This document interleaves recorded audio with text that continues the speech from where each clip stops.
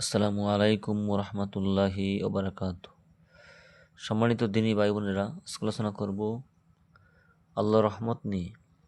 আল্লাহ রাব্বুল আলামিন ইরশাদ করেন, ওয়া রাহমাতি ওয়াসিআত কুল্লা শাইইন, আমার অনুগ্রহ রহমত সব কিছুকে পরিবেষ্টন করিয়া আছে। সুবহানাল্লাহ। এই আয়াত নাযিল হওয়ার পর অভিশপ্ত ইবলিস শয়তান বলিতে থাকে যে আমিও তো সব কিছুর অন্তর্ভুক্ত।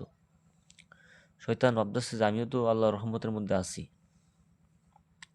তাই সেও আল্লাহর অনুগ্রহ পাইবে বলিয়া ধারণা করিতে থাকে। এবং ইহুদিরা, খ্রিস্টানরাও আল্লাহর অনুগ্রহের আশা করিতে থাকে।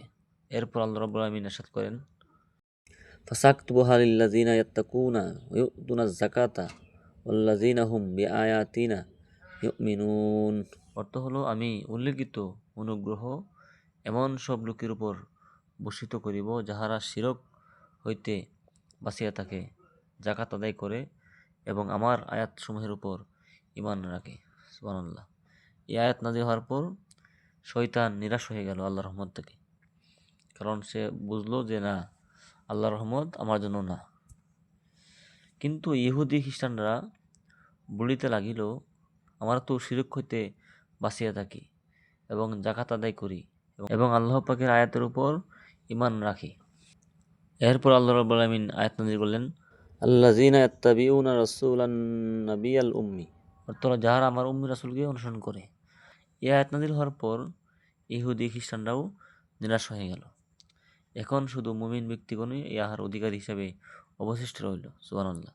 প্রতিটি মুমিন ব্যক্তি আল্লাহ পাকের এই মহান অনুগ্রহের রহমতের প্রতি কৃতজ্ঞ হওয়া চাই। আল্লাহ রাব্বুল আলামিন আমাদের প্রতি যে রহমত নাযিল করেছেন, এই রহমত থেকে শয়তানও নিরাশ, ইহুদি খ্রিস্টানরাও নিরাশ। কেন নিরাশ? ইহুদি খ্রিস্টানরা আল্লাহ রাব্বুল আলামিনের নবী আমাদের রাসূল হযরত মুহাম্মদ সাল্লাল্লাহু আলাইহি সাল্লামকে মানে না, এবং যারা শিরক করে, যারা যাকাত আদায় করে না, আল্লাহ রাব্বুল আলামিনের হুকুম মানে না, তারা আল্লাহর রহমত থেকে বঞ্চিত। কিন্তু আমরা যারা আল্লাহ রাব্বুল আলামিনকে মানি, বিশ্বাস করি, আল্লাহ রাসূলকে মানি, রাসূলের আদর্শ অনুসরণ করি, আমাদের প্রতি আল্লাহ রাব্বুল আলামিন রহমত নাযিল করেছেন। সুতরাং আমরা প্রত্যেকেই আল্লাহর হুকুম এবং রাসূলের তরিকায় জীবনযাপন করব ইনশাআল্লাহ। আল্লাহ রাব্বুল আলামিন আমাদের সবাইকে সেই তৌফিক দান করুক। আমিন। আসসালামু আলাইকুম ওয়া রাহমাতুল্লাহি ওয়া বারাকাতুহু।